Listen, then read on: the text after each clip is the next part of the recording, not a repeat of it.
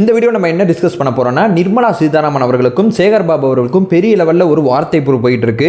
அனுமதி மறுக்கப்படுது, அனுமதி மறுக்கப்படல அப்படிங்கிற குற்றச்சாட்டு. இதில் எதுங்க உண்மை? ரெண்டில் ஏதாவது ஒன்று தானே உண்மை. அந்த உண்மை என்ன தெளிவாக தெரிஞ்சிருச்சுங்க. தெரிஞ்சது இந்த வீடியோவில் சொல்லிடுறேன். நம்பர் 1. நம்பர் 2 என்னன்னு சொல்லி கேட்டிங்கன்னா, உதயநிதி ஸ்டாலின் அவர்களை வச்சு பெரிய லெவலில் பிஜேபி ஒரு கணக்கு போடுது. அந்த கணக்கை உதயநிதி ஸ்டாலின் அவர்கள் இப்போ இந்த வீடியோ பண்ணுறதுக்கு 1 மணி நேரத்துக்கு முன்னாடி தக்க பதிலடியை கொடுத்து முறியடிச்சிருக்காரு. அது என்ன அப்படிங்கிறதையும் சேர்த்து இந்த வீடியோவில் பார்த்துடலாம். 2 மிக முக்கியமான செய்திகள் மிக தெளிவாக இந்த வீடியோவில் ஏற்படுத்த முயற்சி பண்ணுவோம். உற்சாக வணக்கங்கள். வாங்க பதிவுக்குள்ளே போகலாம். இப்போ முதல் விஷயங்க, அயோத்தியில் ராமர் கோயில் கட்டுறது உங்களுக்கு உடன்பாடு இருக்கா, உடன்பாடு இல்லையா? இதில் ஒரு பக்கம் வந்துருங்க. இந்த வீடியோ பண்ணுற எனக்கு உடன்பாடு இல்லை. ராமர் கோயிலே உடன்பாடு இல்லைன்னு நான் சொல்ல மாட்டேன். அயோத்தியில் ராமர் கோயில் கட்டுறது எனக்கு உடன்பாடு இல்லை. ஏன்னு கேட்டிங்கன்னா, அயோத்தியில் ராமர் பிறந்தார் அப்படிங்கிறது எனக்கு நம்பிக்கைங்க. அயோத்தியில் மசூதி இருந்தது என் கண்ணு முன்னாடி இருந்த உண்மை. ஸோ என் கண்ணு முன்னாடி இருந்த உண்மை அங்கே தகர்க்கப்பட்டு அங்கே ஒரு நம்பிக்கை உருவாக்கம் ஆகப்படுது அப்படிங்கிறது என்னால் ஏற்றுக்கொள்ள முடியல. அதே நேரம் இது உச்சநீதிமன்ற தீர்ப்பின் அடிப்படையில் நடந்ததுனால நான் அமைதியாக இருக்கேன். என்னால் எதுவும் பண்ண முடியாது, நான் பார்த்துட்டு இருக்க முடியாது. இந்த கொண்டாட்டத்தில் நான் பங்கேற்க விரும்பலை. அதனால இந்த சேனலில் இப்போ வரைக்கும் இந்த கொண்டாட்டம் சார்ந்த எந்த வீடியோவும் வரல. சட்டத்தின்படி இந்த நிகழ்வுகள் அத்தனையுமே நடந்துகிட்டு இருக்கிறதுனால ஒரு இந்திய குடிமகனா, ஒரு தமிழனா நான் அமைதியாக இருக்க வேண்டிய தேவை இருக்குது. நான் அமைதியாக இருந்துகிட்டு இருக்கேன். அதே நேரம் இந்த கொண்டாட்டம் தங்களுக்கானது. இந்த கொண்டாட்டத்தின் ஒரு பகுதியாக நினச்சிக்கக்கூடிய மனிதர்கள் என்ன பண்ணுறாங்கன்னா, இந்த கொண்டாட்டத்தை அடுத்த கட்டம் கொண்டு போக தமிழக கோவில்களில் போய் அர்ச்சனை பண்ணுறதுக்கு முயற்சி பண்ணுறாங்க. தமிழக கோவில்களில் போய் அன்னதானம் பண்ண முயற்சி பண்ணுறாங்க. தமிழக கோவில்களில் நிறைய எல்இடி திரையில் உட்காந்து அப்படியே ஒன்றா உட்காந்து அந்த அவங்களோட நம்பிக்கை உருவகம் ஆகிற விஷயத்தை பார்த்து ரசிக்க முயற்சி பண்ணுறாங்க. ஸோ சட்டத்தின்படி நடக்கக்கூடிய அந்த நிகழ்வை எனக்கு பிடிக்கல, நான் ஒதுங்கிட்டேன். சட்டத்தின்படி நடக்குது ஒரு நிகழ்வு, அதை கொண்டாடக்கூடிய மனிதர்கள் இருக்காங்க. கொண்டாடக்கூடிய மனிதர்கள் அடுத்த கட்டம் போகும்போது தமிழக அரசு அனுமதி மறுக்குது அப்படிங்கிற குற்றச்சாட்டு தினமலர் நாளிதழ் பெரிய லெவலில் போட்டாங்க. போட்ட பிறகு இந்த பிரச்சனை பெரிய லெவலில் போகுது. தினமலர் நாளிதழ் மேலே நடவடிக்கை எடுப்போம் சொல்லி தமிழ்நாடு அரசு இந்த பக்கம் ஒன்று சொல்றாங்க. என்னப்பா அனுமதி மறுக்கப்படுதுன்னு சொல்றீங்க, அனுமதி மறுக்கப்படலன்னு சொல்றாங்க, எது உண்மை அப்படிங்கிற அந்த குழப்பமான மனநிலைக்கு நம்ம போயிடுறோம். அதுக்கப்புறம் பார்த்தீங்கன்னா, அனுமதி மறுக்கப்பட்ட சில விஷயங்களை இன்டர்நெட்டில் கசி விடுறாங்க பிஜேபியை சேர்ந்தவங்க. இங்கே பாருங்க, இந்த கோயிலில் அனுமதி மறுக்கப்படுது, இந்த கோயிலில் மறுக்கப்படுது, இந்த கோயிலில் அன்னதானம் கிடையாது, இந்த கோயிலில் எல்இடி திரை போடக்கூடாதான், இந்த கோவிலில் நிர்மலா சீதாராமன் பங்கேற்க இந்த நிகழ்ச்சியே கடைசியில் ரத்து செய்யப்படுது, பார்த்தீங்களா நாங்கள் சொன்னது உண்மை பார்த்தீங்களா அப்படின்னு சொல்லி தினமலரும் இன்றைய தினம் தன்னுடைய பேப்பரில் அனுமதி மறுக்கப்பட்ட 4 அரசாணைகளை போட்டிருந்தாங்க. ஸோ இதன் அடிப்படையில் சில கோவில்களில் அனுமதி மறுக்கப்பட்டிருக்கு அப்படிங்கிற அந்த பக்கம் நம்ம வந்துடுறோம். இந்த அனுமதி மறுக்கப்பட்ட நிகழ்வு சரியானதான்னு கேட்டிங்கன்னா ரொம்ப ரொம்ப ரொம்ப தவறு. ஏன்னு கேட்டிங்கன்னா, ஒரு சிறுபான்மையாக இருக்கக்கூடிய, அதாவது சிறுபான்மை பக்கம் தான் நான் இருக்கேன். எனக்கு அங்கே அந்த கோவில் கட்டப்பட்டு அந்த கோவில் பெரிய லெவலில் கொண்டாடுறது எனக்கு உடன்பாடு இல்லைன்னா, அதே நேரம் கொண்டாடக்கூடிய மனிதர்களை பார்க்கும்போது எனக்கு கோவம் வராது. ஏன்னு கேட்டிங்கன்னா, இதனால் சட்ட ஒழுங்கு பிரச்சனை வராது. அவன் கொண்டாட்டத்தின் ஒரு பகுதியை அவன் கொண்டாடிக்கிட்டு இருக்கான்.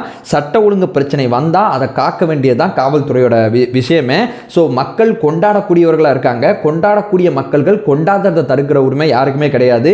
ஏன்னா அவங்க சட்ட போராட்டம் பண்ணி இத்தனை வருஷம் போராட்டத்துக்கு அப்புறம் இங்கே நாங்கள் தான் அப்படிங்கிறத நிரூபித்து இங்கே கோவிலை கட்டி அந்த கோவிலை கொண்டாடுறாங்க.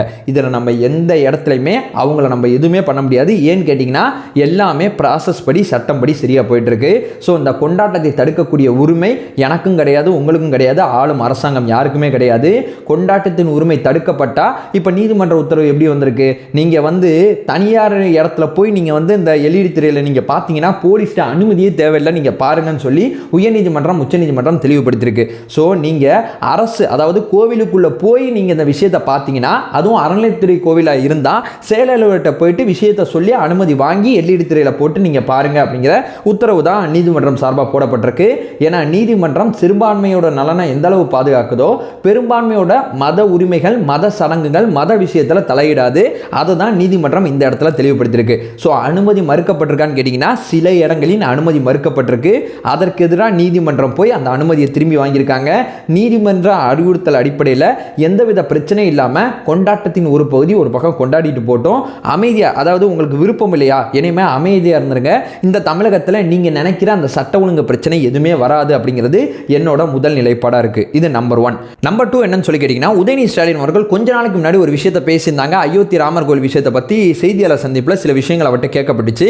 அவர் என்ன சொல்லியிருந்தாங்கன்னா, பாபர் மசூதி இடிக்கப்பட்டு இந்த கோவில் கட்டுறதுல எனக்கு உடன்பாடு இல்லை, அதே நேரம் ராமர் கோவில் கட்டுறதுல எனக்கு உடன்பாடு இல்லைன்னு நான் சொல்ல மாட்டேன், இந்த இடத்துல எனக்கு உடன்பாடு இல்லை, நாங்கள் எந்த மத உரிமைக்குள்ளேயும் தலையிட விரும்பலை அப்படிங்கிற மாதிரி வந்து ராமர் கோவில் விஷயத்தை புறக்கணிக்கிற மாதிரி அவர் ஸ்டேட்மெண்ட் சொல்லலை. ஸோ பெரும்பான்மையாக இருக்கக்கூடிய அந்த இந்துக்களாக இருக்கக்கூடிய நம்மளோட உணர்வை தான் அவர் பிரதிபலிச்சிருந்தார். அதாவது இங்கே ரெண்டு வகையான இந்துக்கள் இருக்காங்க. அதாவது எங்கள் உரிமையை நிலைநாட்டிட்டோன்னு சொல்லி ராமர் கோவிலில் வந்து நாங்கள் தான் அங்கே இருந்தோம், எங்களோட உரிமை பறிக்கப்பட்டுச்சு, மீண்டும் எங்களோட உரிமையை நாங்கள் திரும்பி வாங்கிட்டோம், அங்கே ராமர் கோவில் உருவாகிருக்கு அப்படின்னு சொல்லி ஒரு இந்து. சரிப்பா, நம்மளோட உரிமை அங்கே இருந்தாலும் அது பறிக்கப்பட்டாலும் இன்னைக்கு அவன் அங்கே வந்து மசூதி கட்டியிருக்கான்பா, அவன் பெரிய லெவலில் தொழுகை பண்ணிருக்கான்பா, சரி போயிட்டு போகுது, நம்ம உரிமை பறிக்கப்பட்டதாகவே இருக்கட்டும், மீண்டும் அந்த உரிமையை வாங்குவோம் அப்படிங்கிறதுலாம் நாங்கள் கிடையாது. ஓகே ஃபைன், பறிக்கப்பட்டதாக போயிட்டு போகுது, இனிமே வந்து நம்ம கொஞ்சம் கவனமாக இருப்போம், இனிமே கொஞ்சம் சரியாக இருப்போம், இனி எந்த உரிமையும் இலக்காமல் பார்த்துக்கலாம் அப்படிங்கிறது தான் ரெண்டாவது வகை இந்துக்களோட நிலைப்பாடாக இருக்கும். உதயநிதி அவர்கள் தன்னோட செய்தியாளர் சந்திப்பில் என்ன விஷயத்தை சொல்லியிருந்தாங்கன்னா, அயோத்தியில் ராமர் கோவில் கட்டுறது பாபர் மசூதி இடிக்காமல் கட்டியிருந்தா கொஞ்சம் நல்லா இருந்திருக்கும் அப்படிங்கிற மாதிரி தான். நான் சொல்கிற தோரணை வேணால் மாறி இருக்கலாம், அவரோட கோர் ஐடியா இப்படி தான் இருந்துச்சு, வேற எதுவுமே அவர் தவறாக சொல்லலை. அயோத்தியில் ராமர் கோவில் கட்டக்கூடாதுன்னு சொல்லலை, அயோத்தியில் ராமருக்கே கோவில் கட்டக்கூடாதுன்னு அவர் சொல்லலை, இந்த மாதிரி எதுவுமே அவர் சொல்லலை. ஸோ அந்த பாபர் மசூதி இடிக்கப்பட்டு இந்த கோவில் வர்றதுல எனக்கு உடன்பாடு இல்லை அப்படிங்கிற மாதிரி தான் வந்து உதயநிதி அவர்கள் ஸ்டேட்மெண்ட் கொடுத்திருந்தாங்க. இன்னைக்கு பிஜேபியோட அஃபீஷியல் ட்விட்டர் பேஜில் அவங்க என்ன பண்ணியிருந்தாங்கன்னா, இந்த விஷயத்தை ஆக்சுவலாக ஹிந்தியில் ஏதோ ப்ரோட்டோல் பண்ணி போட்டிருந்தாங்க. சத்தியமாக அந்த ஹிந்தி நமக்கு தெரியாது, அதனால உதயநிதி அவர்கள் என்ன போட்டிருந்தாங்கன்னா, தன்னை பற்றி தான் ஏதோ போட்டிருக்காங்க, இந்த மாதிரி தன்னோட விஷயத்தை அப்படியே மாற்றி ஏதோ திருகி ஏதோ பண்ணி போட்டிருக்காங்க அப்படிங்கிறத புரிஞ்சுக்கிட்ட உதயநிதி அவர்கள் ஹிந்தி தெரியாது போடா அப்படிங்கிற விஷயத்தை போட்டு விட்டாரு. ஸோ ஹிந்தி தெரியாது போடா அப்படிங்கிற விஷயம் உதயநிதி அவர்கள் ரொம்ப நாளாக சொல்லலன்னு சொல்லி நிறைய பேர் எதிர்பார்த்தாங்க. உதயநிதி அவர்கள் வந்து தன்னோட ஸ்டேட்மெண்ட்டை திருப்பி மாற்றி சொல்லும் போது ஹிந்தி தெரியாது போடா அப்படின்னு சொல்லி நெத்தியடி அடிச்சிருக்காங்க. ஸோ இந்துக்கள் இங்கே இருவகையாக இருக்காங்க.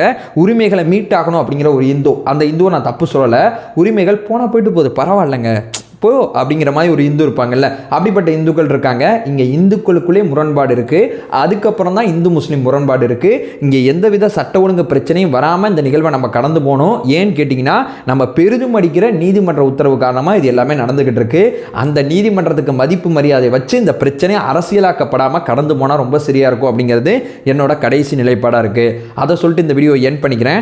நம்ம சேனலை ஃபர்தராக ஃபாலோ பண்ணிங்கன்னா பொலிட்டிக்கல் ரீதியாக பல்வேறு விஷயங்களை பற்றி நம்ம பேசிகிட்டு இருக்கோம். நம்மளோட ஒரே நோக்கம் அறியாமை அகற்ற வேண்டும், அறியாமை அகற்றப்பட வேண்டும். Thank you so much.